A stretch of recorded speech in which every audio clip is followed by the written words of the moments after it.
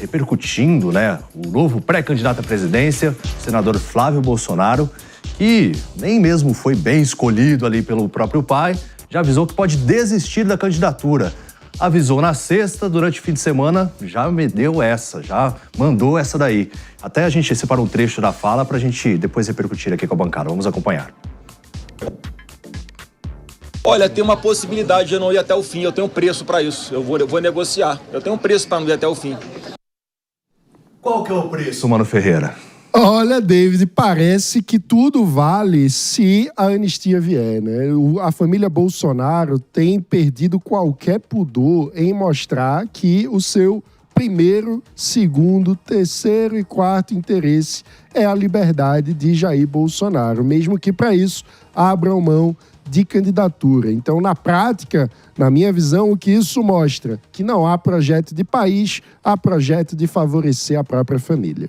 A nossa bancada está ansiosa para repercutir isso, mas antes vamos ao vivo com informação em Brasília, porque vai ter uma reunião com líderes ali da direita, do centro, e a Rani Veloso vai trazer todos os detalhes ao vivo agora pra gente, então. Cadê a Rani, hein? Apareça, Rani. Cadê a Rani? Vamos... Tá com dificuldade na conexão? Vai... Então vamos ao vivo com ela, então, a informação aqui da Helena. Rani, muito bom dia a você. Traz os detalhes, então, sobre essa reunião.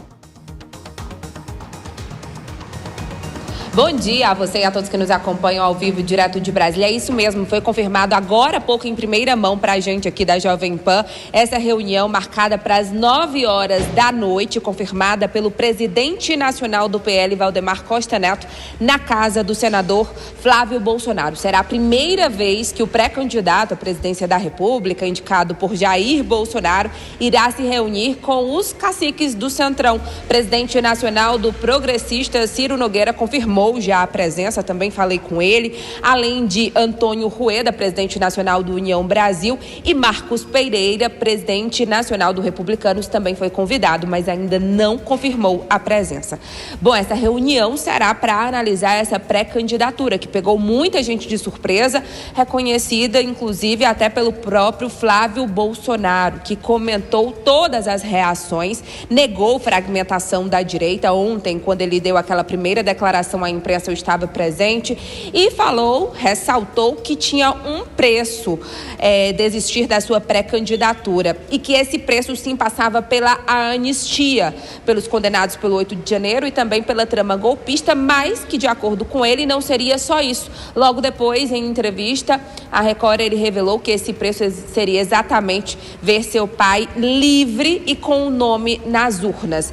Essa seria a condição para ele desistir dessa pré-candidatura. Também falou sobre Tarcísio Gomes de Freitas, disse que é um dos principais nomes para as eleições de 2026 e acredita que ele vai ser uma peça fundamental nessa engrenagem, que não cobrou nenhuma posição pública de Tarcísio de Freitas, exatamente porque ele já disse outras vezes que seria candidato à reeleição.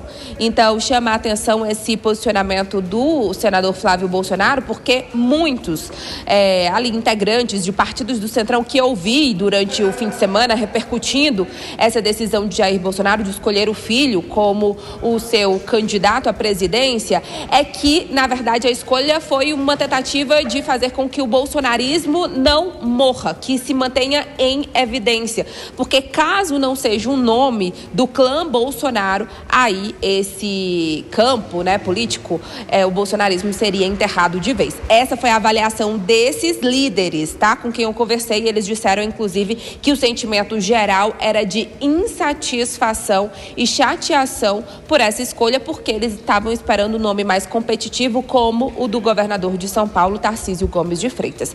Agora, só mais uma apuração também que fiz agora há pouco com o relator do projeto de lei da dosimetria. O deputado Paulinho da Força me disse que a única chance de votarem o texto dele, que prevê a redução das penas, é exatamente se o PL, o partido de Bolsonaro, não mexer no texto. Ele disse que há uma tentativa, a gente já mostrou aqui, desde o início das negociações sobre esse texto, que o PL iria apresentar um destaque de preferência logo no início da votação, que era para resgatar a anistia ampla, geral e restrita.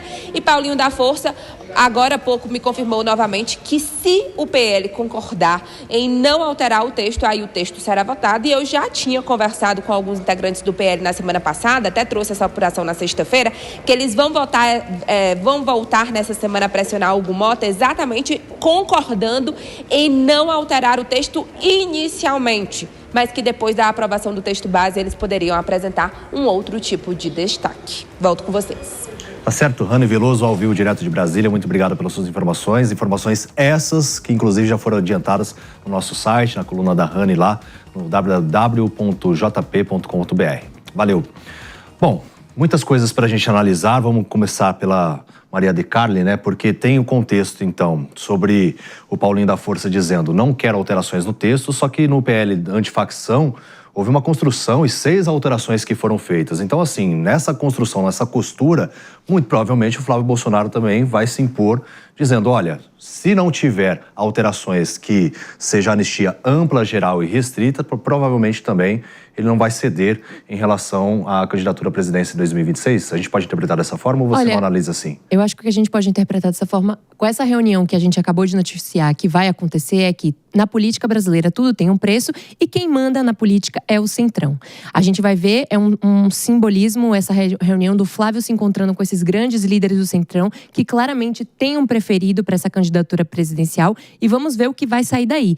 Eu acho que o bolsonarismo está perdendo força justamente por ficar apostando demais nessa personificação e culto à figura de Bolsonaro, que já está desgastada. Vejam, bolsonarismo não é a maioria da direita, corresponde a 20% desse eleitorado. A grande maioria da direita é mais moderada, então eles perdem aí apertando essa tecla. A meu ver, essa foi uma tentativa desesperada de Bolsonaro de se manter no palanque, de manter aí, porque aqui estamos falando deles, né? Hoje, horário de manhã, 10 da manhã, estamos falando do bolsonarismo, então, de certa maneira, ele acertou. Resta saber se isso vai sobreviver até 2026 e como vão ser articulados os acordos políticos. Eu acredito que o PL antifacção vai permanecer duro, porque é uma pauta importantíssima para o próprio Derrite e, consequentemente, o Tarcísio, e a da anistia vai ser discutida em separado.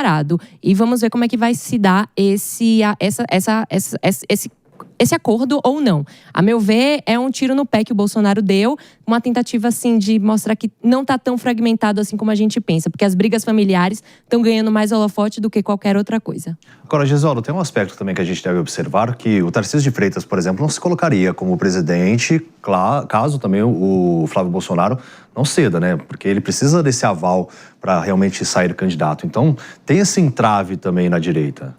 Pro Tarcísio, eu acho que está razoavelmente tranquilo, porque, veja, ele tem 50 anos. Sim. Se ele não é o nome do momento, não vai querer enfrentar o bolsonarismo para não passar a ideia de ser um outro João Dória, um outro traidor, 2030 está logo ali. E 2030 não tem Lula, não tem bolsonarismo, ele continua na evidência como o segundo maior orçamento do país, exatamente como no estado de São Paulo, tem uma reeleição razoavelmente tranquila. Portanto, para o Tarcísio não é algo desesperador, não. Ele pode esperar, tem idade para esperar, tem cabedal político para esperar, e acho que ele não faria esse enfrentamento, como, por exemplo, o Ratinho pode fazer. Eventualmente até o próprio Zema, com menos projeção, mas também pode fazer. Entretanto, da fala do Flávio Bolsonaro, né, fica claro, inclusive para ele, que ele sabe que ele é um estorvo hoje para a direita e para o centro. Ele sabe que ele não teve apoio de ninguém, nem os mais histriônicos defensores do bolsonarismo saíram em defesa do Flávio Bolsonaro, a bolsa caiu, o dólar subiu, tudo contrário aos interesses eleitorais de um candidato. Portanto, ele sabe que ele é um estorvo hoje, ele sabe que, inclusive, em saindo um novo candidato do centro, ele corre o risco de sequer ir para o segundo turno, isso faz com que agora ele queira fazer moedas de troca.